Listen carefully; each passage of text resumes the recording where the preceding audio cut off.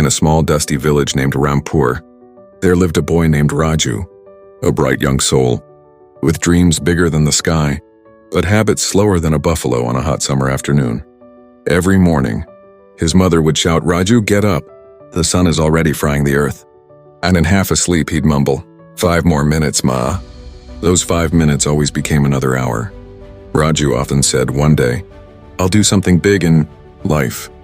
He admired the successful people from the nearby town, shop owners, teachers, even that proud constable who walked tall in his uniform. But admiration is easy. Discipline is hard. One day, Raju would decide to start exercising. The next day, he'd quit.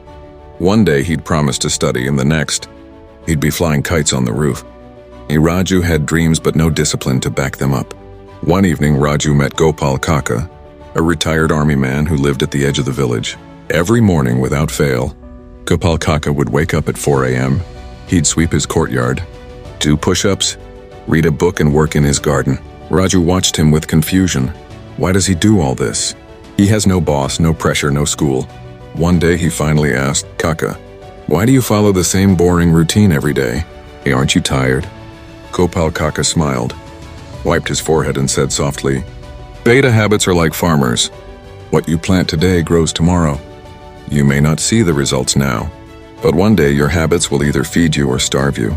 That line hit Raju like thunder. He didn't understand it completely, but that night he couldn't sleep. He thought about every time he'd quit halfway, every time he gave up too soon. The next morning, before sunrise, Raju forced himself out of bed. His body screamed, "Sleep!" But his mind whispered, "Remember Kaka's words." He washed his face, tied his shoes, and ran.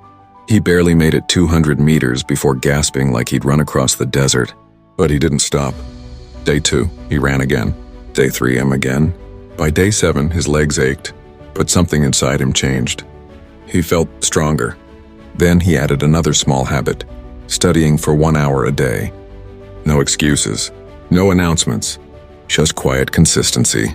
Days turned into weeks. Weeks turned into months.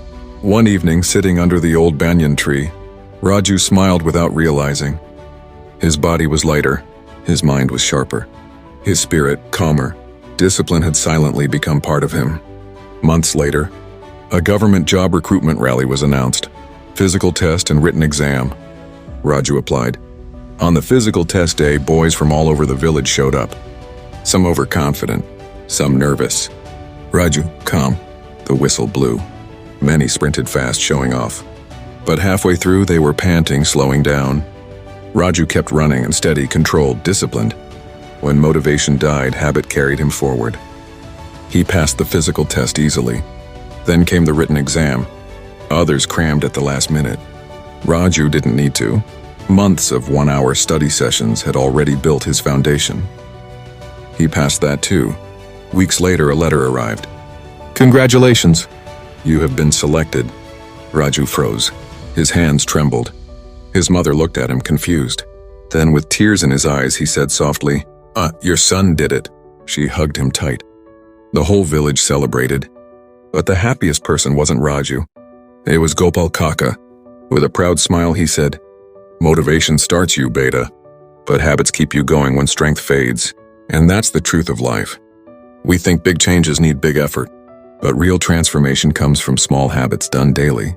Not once, not for a week, but until they become part of who you are. You don't have to change everything today. Just start with one small habit. Walk for 10 minutes. Read 5 pages. Do 10 push-ups. Wake up 15 minutes earlier, because your habits write your future. So choose them wisely. If this story moved you, don't just feel inspired. Start your habit today, because small steps create big change. This is Tale of Wisdom, and your transformation begins now.